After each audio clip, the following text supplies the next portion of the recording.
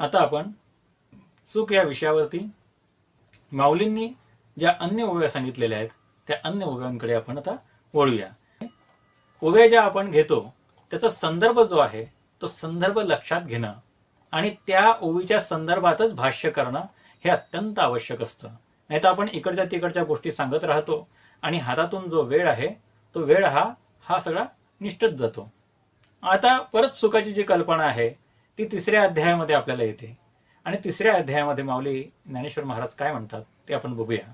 तैसे राग द्वेष जरी निमाले तरी ब्रह्मीचे स्वराज्य आले मग तो भोगी सुख आपुले आपणची.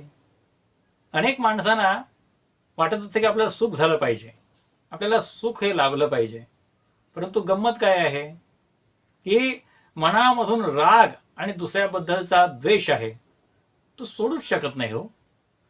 मग आपल्याला आपलं स्वराज्य कसं मिळणार? लक्षात आहे ना की आपल्याला स्वराज्य आहे, स्वराज्य आहे, लोकशाही आहे, स्वराज्य अशा संकल्पना सगळ्या आपल्या कानावर पडत असतात. परंतु ब्रह्मीचं स्वराज्य काय आहे याचा आपण विचार केलाय का? तर तुम्ही राग सोडा. ब्रह्मीचं स्वराज्य म्हणजे काय? तर आपल्या मनातून राग आणि द्वेष या 2 गोष्टींना हद्दपार केलं पाहिजे. काम क्रोध म्हणतात की नाही, तर ह्या सगळ्या गोष्टींना आपण सोडलं पाहिजे आणि मग आपल्याला सुखाचा अनुभव येतो. पुढची जी कल्पना आहे सुखाबद्दलचीच ती 4थ्या अध्यायामध्ये येते आणि त्या 4थ्या अध्यायामध्ये सुरुवातीलाच माऊलींनी सांगितलेलं आहे. त्यातल्या 9 आणि 11 क्रमांकाच्या ओव्या ज्या आहेत फार फार उपयुक्त ओव्या आहेत की हे जे सुख आहे, हे जे समाधान आहे, हे जे ज्ञान आहे ते ज्ञान कुणाला लाभलं तर अर्जुनाला. आणि अर्जुनाला हे ज्ञान कसं लाभलं हो? तर प्रत्यक्ष भगवान श्रीकृष्ण परमात्म्याने त्याला सांगितलेलं आहे. बरोबर आहे की नाही? पण ते का सांगितलं? अर्जुनाचा अधिकार काय होता हे आपण या ठिकाणी लक्षात घेतलं पाहिजे.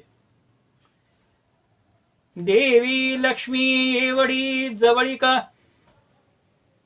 देवी लक्ष्मी एवढी जवळीक, तेही न देखे या प्रेमाचे सुख, आणि कृष्ण स्नेहाचे पीक यातेची आधी, या जगदीश्वराचे प्रेम येथ दिसतसे निरुपम, कैसे पार्थे येणे सर्वोत्तम पुण्य केले.